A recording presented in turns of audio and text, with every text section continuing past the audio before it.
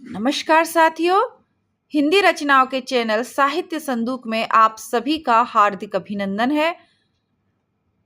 आज आपके लिए है कहानी किराए की कोख, जिसके राइटर हैं आलम शाह खान। कहानी का संपादन हेतु भारद्वाज जी ने अपनी पुस्तक में किया है और यह राजस्थान में पहले एमए के सिलेबस में निर्धारित कहानी थी। तो आप समझ सकते हैं कहानी बच्चों के लिए नहीं है बल्कि वयस्क लोगों के लिए यह कहानी है। कहानी को प्रारंभ करने से पहले आलम शाह जी के विषय में थोड़ा सा जान लेते हैं। आलम शाह जी का जन्म 1936 में उदयपुर में हुआ था। मोहनलाल सुखाड़िया विश्वविद्यालय उदयपुर में हिंदी तथा राजस्थानी के प्रोफेसर रहे। सूर्यकांत मिश्रण के अमर ग्रंथ वंश भास्कर पर शोध कार्य इन्होंने किया था। राजस्थान मानवाधिकार आयोग के भी यह सदस्य रहे और इनका मानना है कि मैं तब तक कलम नहीं उठाता जब तक कि कहीं कुछ नया, आमतौर से अलग और खास से भी खास निगाह में न चढ़ जाए, जिसके हेतु मुझे भीतर ही भीतर मत न डालें। जिसके हेतु यानी इसके कारण। और कमलेश्वर जी हैं आलोचक, उनका मानना है कि आलम शाह खान की कहानियों ने स्थानीयता के विविध रंगों को छुआ और देशज भाषा का प्रयोग इन रंगों को आकर्षक बना देता। इससे दो बात क्लियर होते हैं कि आज की कहानी बहुत ही खास है, अलग है और देश यानी अपने पूरे देशीय स्वरूप के साथ आपके समक्ष प्रस्तुत है। अन्य जो इनकी रचनाएं वो देख लेते हैं। देखिए, इनका कहानी संग्रह है पराई प्यास का सफर और ये कहानी आरपीएससी के सिलेबस में निर्धारित थी। किराए की कोख जो हम आज पढ़ रहे हैं, एक और सीता, एक गधे की जन्म कुंडली, उनकी सभी कहानियां कथा यात्रा संग्रह में एक साथ प्रकाशित है। कई बार आपको कोई राइटर का रचना बहुत ही ज्यादा पसंद आती है तो अगर आप इनकी अन्य कहानियां पढ़ना चाहें तो कथा यात्रा से पढ़ सकते हैं। आलोचना है इनकी राजस्थानी वचनिकाएं, वंश भास्कर, एक अध्ययन, मीरा, लोकतात्विक अध्ययन। तो राइटर के विषय में आपने बहुत अच्छे से जान लिया। अब अपनी कहानी को हम प्रारंभ करते हैं। इस चैनल पे कोई भी गलत जो कहानियां हैं, गलत तरीके की या जो अश्लील जो रचनाएं हैं वो नहीं पढ़ाई जाती हैं। हिंदी की सर्वश्रेष्ठ रचनाओं का ये संदूक है जिसमें से चुन चुन के आपके लिए प्रतिदिन एक रत्न हम उपलब्ध करवाते हैं। तो कृपया करके आप लोग भी इतना ही सहयोग इस चैनल को करें ताकि इसी तरीके से हिंदी की जो बेस्ट कहानियां हैं वो केवल एमए के विद्यार्थी या किसी एक विश्वविद्यालय, जैसे ये राजस्थान विश्वविद्यालय के सिलेबस में है, तो इसमें ना रहकर हिंदी पाठक वर्ग तक पहुंच पाए। भाषा देशी है। सगुन वे डाल बीज पे बीज, उगा लौंडे लतीरे, बटोर फसल बेटों की दोनों हाथ, कटे क्यों आगेवान, जे घाघरा गले घाल घबरा गया, मैं तो साली लुगाई है कि लू लगी और ले गई बीज, साल के साल लौंडा ले लो, घर भर दिया छोरे ही छोरे। शुक्राना फेर हिया तो तरस रहे पूत की सिकल को, पूतनिया ही पूतनिया भेली हो गई, खुल कंगूरे बेटे की आस में आंखें पथरा गई पर भाग अपने। अरे मरे क्यों, कर ले बदल बेटे से बेटी का, मैं तो बेटों में डूब गया, बेटे भाग हेटे, मुकर्र नानी देगा बेटी के बदले बेटे। यानी कि ये दो दोस्त हैं, सगुनवा और आगेवान, ये दोनों आपस में बातें कर रहे हैं। एक की पत्नी है जिसके बेटे ही बेटे होते हैं, वो बेटों को जन्म देती है, और एक के हैं बेटियां ही बेटियां। तो वो मजाक में दोनों अपना बैठे हुए हैं, तो वो कह देता है कि भाई मुझे तो बेटों का शौक नहीं है। वो कहता है कि तेरी पत्नी तो लू के जैसी है कि बस बेटे ही बेटे उत्पन्न करती है। और तो वो कहता है कि ठीक है, तो मेरे बेटे से अपनी बेटी बदल ले। तो वो कहता है मुकरना नहीं देगा बेटी के बदले बेटा, चल अब भी ले, जो बदले अपने बाप का नहीं, यानी जो अपनी बात से बदले वो अपने बाप का नहीं, छोड़ रे। अब ये शुरू में थोड़ी सी ऐसी भाषा है, बाद में सरल हिंदी आ जाएगी। छोड़ रे, बेटे बेटी का नाता जूनी बने, नाता रिश्ता खून का होवे, तभी ममता उबड़े मन दौड़े। पर सुन यार, एक कबूतरी दूसरे कबूतर का अंडा गरमा के बच्चा निकाल देवे, भला ऐसा मानुष जात में बना होता तो मैं तेरी कुई से कुछ मांगता। वो भला क्या, जे के जात भाई हो, मेरे अंडे में तुम बच्चा निकाल दो, पर आदमी का अंडा हो तब ना, फिर बोलूं तो कैसे तुझे। आदमी का अंडा? अरे तू तो बौरा गया आगेवान, फिर भी बोल, जो होगा करूंगा। अब दोस्त है वो, ये जो आगेवान है इसके बेटी ही बेटी हैं। तो जो ये सगुनवा है, ये कहता है कि ठीक है, अब तू तो पागलों की जैसी बातें कर रहा है, लेकिन फिर भी बता तो सही कि क्या है। अब देखिए, उस समय सैरोगेसी जैसी सुविधाएं तो नहीं थी, लेकिन नाम ही है कहानी का किराए की कोख, तो बस ठीक है। तो होती आई बात बोलूं, मतलब जो बात चली आई है वाली बात बोलूं। पुरखों जानी रीत, तू खाली ना कर दे कुई को मेरे हेत। बरस दो एक मेरे नाम बैठ लेगी, बस बेटा भर ले लूं उसकी कोख से, फिर झगड़ा एफजाना जो बने ले ले। कोई यानी उसकी पत्नी, कोई यानी उसकी पत्नी यूं बोले, 4 पैसे जुड़ गए तो अपने लंगोटिया की जुड़वा से आंखें जोड़ने लगा।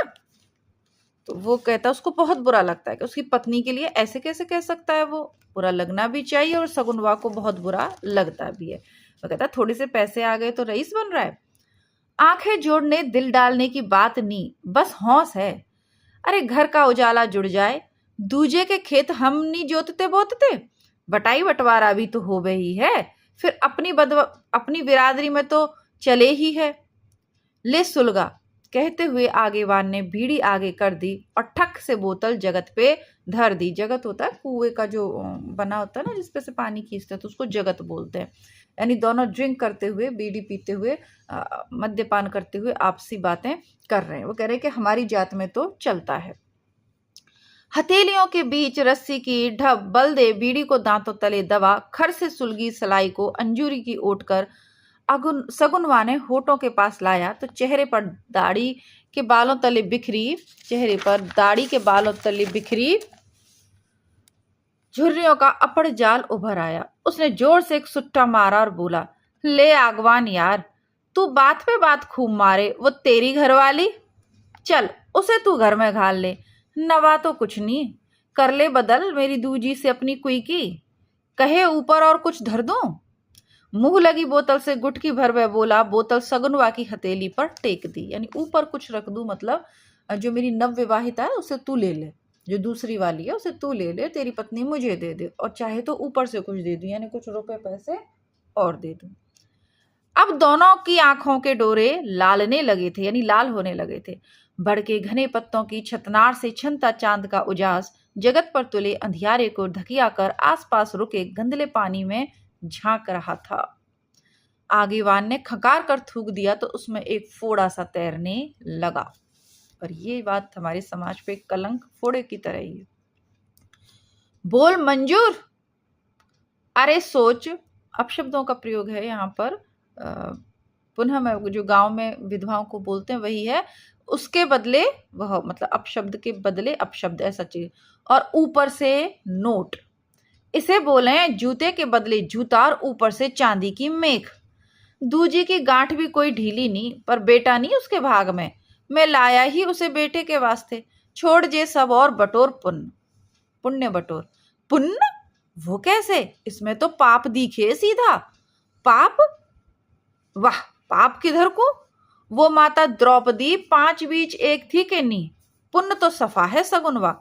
मान दूजी को तेरे से बेटी पड़े तो तुझे कन्यादान का पुण्य मिले, और उधर से कोई को मुझसे बेटा पड़े तो मेरा वंश चले। बता है कि नहीं पुण्य? पर कोई उससे भी तो। अरे बात की तान तोड़े मत, वो लुगाई धन अपना धनी सामी जो कहे वो गिने, और जेई उसका धर्म। तनी सोच विचार कर लूं।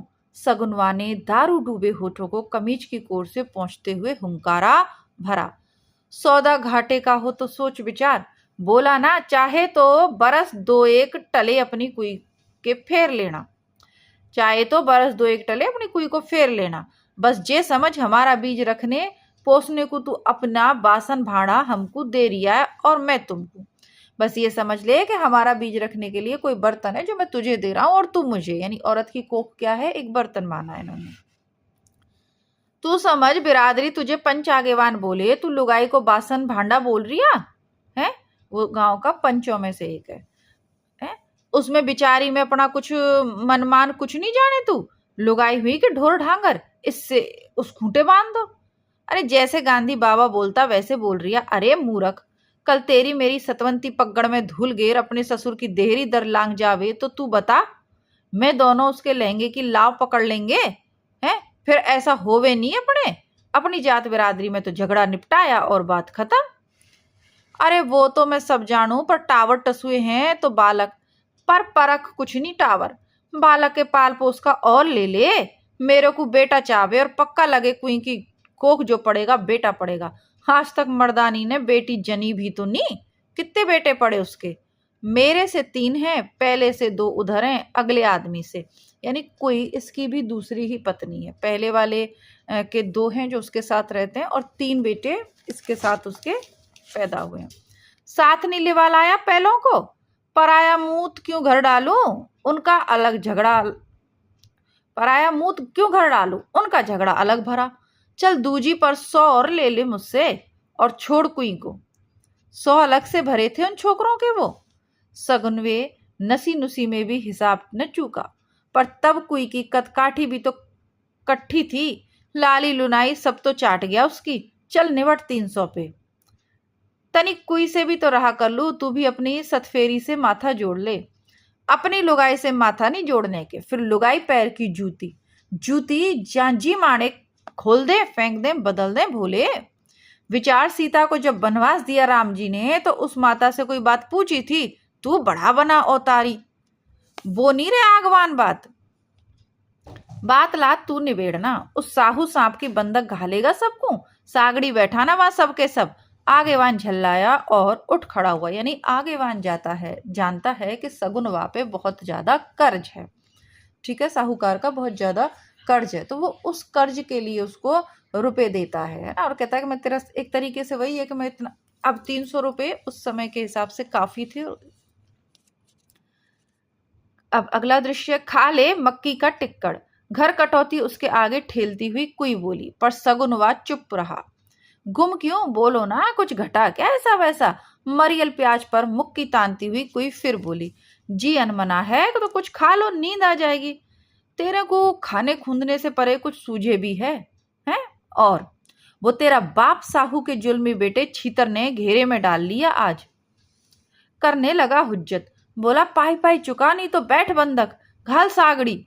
सगुनवा चेट कर उखड़ा। वो कहता है कि वो साहूकार है, उसका जो बेटा है छीतर, उसने आज मुझे पकड़ लिया। बंधक सागड़ी, कुई की आंखें चौड़ा गईं, उसको लगा कि मेरे पति को बंधक बना लें। मौका चुन के बोरवे तू, जानी नहीं जैसे तुझे मुझे साहू के हाथों गिरो रहना पड़ेगा जिंदगी भर, हाड़ तोड़ के खटना उसके खेत खलियान और भरना उसका करज बिना कुछ पाए। तो फिर बालक टावर, कोई माँ तो माँ ही है, उसको अपने बच्चों की चिंता, वो भी बंधेंगे, खाएंगे साहू के ढोरों के संग, यानी साहू के पशुओं के संग खाएंगे। पर तुझे कौन पड़ी है, तू तो जानती जा गडूरी के नाई, तू तो जनती जा गडूरी के नाई, बरस के बरस मैंने अकेली ने जने हैं जे सूकर, नी तेरी महतारी भी आवे जनने मेरे घर। अपनी महतारी को घर घालता वो तो जानती तेरे, अपनी अपनी महतारी को घर गालता वो तो जनती तेरे, कुछ हौस है? हौस होती तो धरता तेरे महुए मर्द के हाथ थैली और करता ही करज अपने माथे। मैं बोली थी तेरे को करज करने वास्ते, सगत आई थी तेरे में। तो वो सारा इल्जाम अपनी पत्नी पे डाल रहा है। ओई भुलगी, सामने ठमका मार ठिठकती न थी मेरे आगे, फूलो बुआ से जताया नहीं था कि मेरा मरा मरदुआ मारे काटे है मुझे। मैंने नहीं बोला था किसी को कुछ, अब लगे है जोर जुर्म था, अपने ब्याहता का था, अपने जने सीने से जुड़े थे। फिर तेरे ठिए बैठ के कौन राज करूं, एक जून खाऊं तो दूजी बेर भूखी मरूं। ओई ओई बड़ी दुखिया है बापुड़ी, तो फिर छोड़ ना पिंड, बैठ जाना किसी और के, तेरी काया से कंचन जो बरसे है। अरे उजली काया ही बैरी रही, मुझे भान होता कि काया की कलाई दूध पूत के नाते तोड़ देगी तो मुंह झुलस लेती अपना। गारता गिरा मर्द भावर डाल के भी छिल गया, जो गारत गिरा मर्द भावर डाल के भी छल गया। अभी आगे बदा किसने देखा, आगे पीछे खूब सोचे समझे है कोई। तो वो कहती है कि जिसके साथ फेरे डाल के आई वो मर्द भी अगर बदल ही गया तो फिर आगे की क्या पता। पगलाई जोनी पेट की भूख और कोख की कोड़ ने होश तो हर ही लिए, तू जाने। मैं तो जानू तेरे को बोल दिया, बंधक बैठना है साहू के, तेरे मेरे को छोरे लीतरे सबको। अब सगुनवा के बोल थक कर गिलगिला गए थे। तेरा हेत संग है तो बंधक भी बैठ जाऊंगी। सिर पे छप्पर और रूखा सूखा जवारी बाजरा कुछ तो देगा मरा वो साहू। काल कट जाएगा फिर बालक बिखे कल खड़े हो जावेंगे। कुई ने असुआई पलकें झांप बेबसी में घुटनों पर बंधे सगुनवा के हाथों पर अपना कपकपा हाथ रख दिया। इधर उधर लुढ़के सूरज चंदू एक दूसरे की पेट गर्दन सिर नापते निदियाए इधर उधर लुढ़के पड़े थे, जैसे अंधेरे की गठरी पोटली ऊपर तले चढ़ी हो। सीत मारे कुत्ते पी पी करते छप्पर के बांस के ठोकों से रगड़ खाते हुए अपना डील गरमाने की जुगत जोते थे। कोई ने ठिठुरे आंगन से खींचकर चंदू को तप्पड़ पर कर लिया और अपनी छलनी आंचल से सबको ढांप लिया। अब उसके डील पर ऊपर एक बोदी बॉडी जो साहू की बहू ने उसकी रंगत पे रीछ के दी थी और नीचे फटी साड़ी का आधा छोर लिपटा था। छप्पर के छेद में से छनते उजाले के घेरे से घिरी कुई की काया को अपने से सटा जान सगुनवा सुगबुगाया। तभी उसकी किलकिलाती अंगुलियों को अंजुरी में भींद वह बुदबुदाई, कोई जुगत करो ना, यानी कोई बहुत खूबसूरत है, जन्म से ही कोई बहुत खूबसूरत है। लेकिन इनकी स्थिति ऐसी है कि छप्पर की छत है, वो भी ठंड से बचने का उपाय भी नहीं है और ना पहनने को ढंग के कपड़े हैं। तो जुगत की कहे, अरे अभी शहर में पढ़ेला शंकर का बड़ा वाला बेटा बोले था अब सरकार बंधक मजदूर नहीं रखने देने की, साहू लोगों की धरपकड़ जोरों पे है, देखना सगुनवा डरना नहीं। वो अपने पति को समझाती है।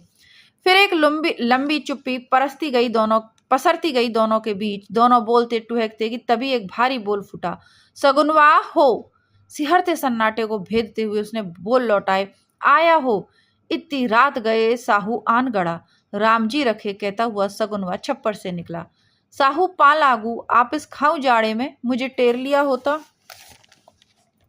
वो तो ठीक है, मैं बोलू आज छीतर ने तेरे को ऐसा वैसा बोला था चौपाल कने, नी तो छोटे साहू मिले भर थे, करज की बात याद दिलाई थी। नी वो बंधक रखने की बात भी बोला था, मुझे सब जान है। सो भाई मुझे किसी को गिरो नहीं रखना, बंधक सागड़ी न घालना। अब तू ऐसा कर कि कल ही मेरे इस छप्पर को छोड़, दूजे कहीं डेरा डाल, तेरे से बने जब मेरा दिया दे देना, पर अब परे पड़, तेरे संग मुझे ले डूबेगा। यानी ये वो समय है जब सरकार इनके ऊपर धरपकड़ का काम कर रही थी। तो वो कहता है कि तू मेरा छप्पर छोड़ के चला जा।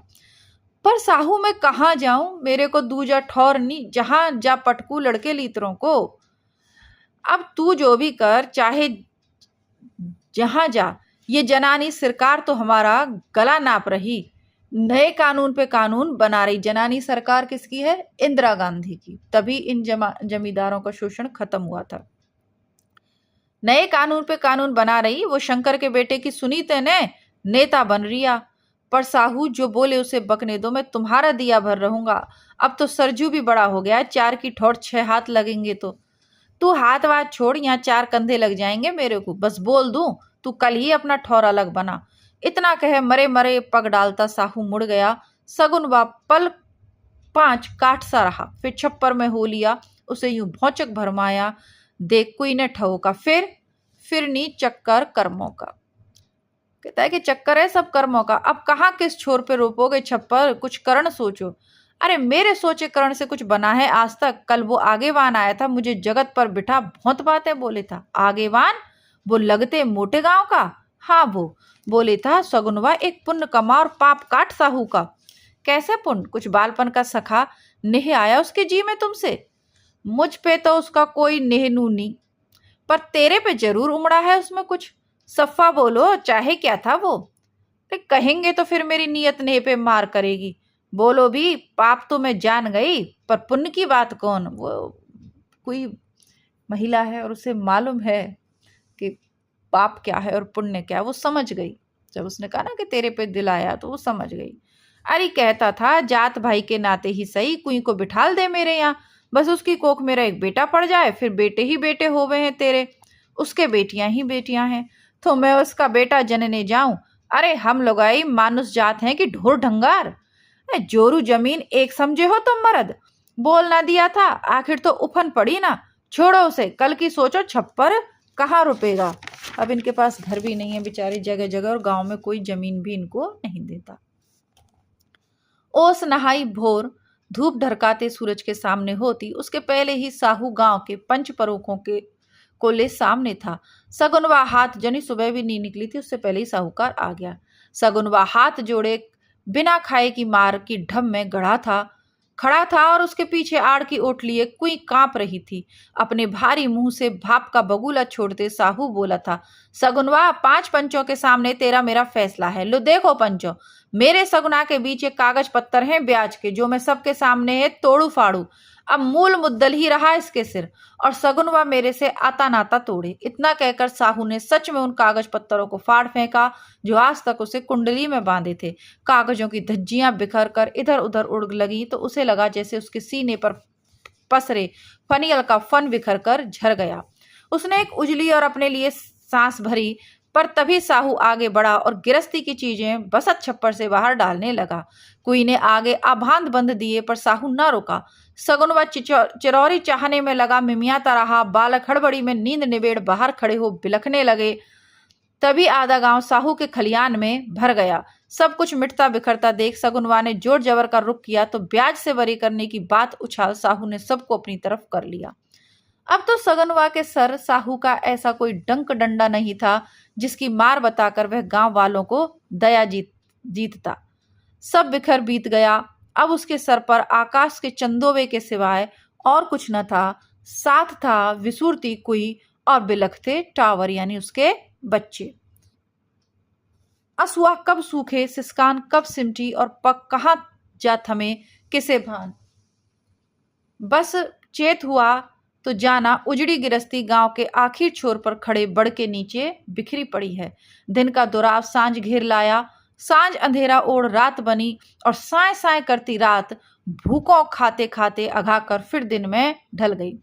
इसी फेरे के साथ सगुनवा और कुई की अधकुली आंखों में आगेवान का मन चिन्हा आन बैठा।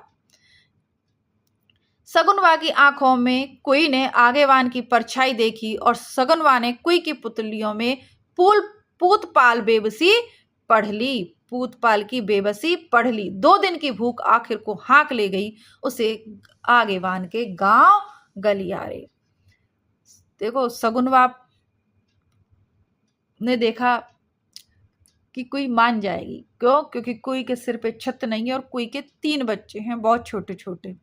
2 रात हो गई सर्दियों की, उनको बड़ के पेड़ के नीचे, न सिर पे छत है न खाने को कुछ है, वो भूखे हैं और माँ के सामने उसके बच्चे भूखे हों, और उसको पता है कि मेरा पति तो कुछ करने वाला है नहीं।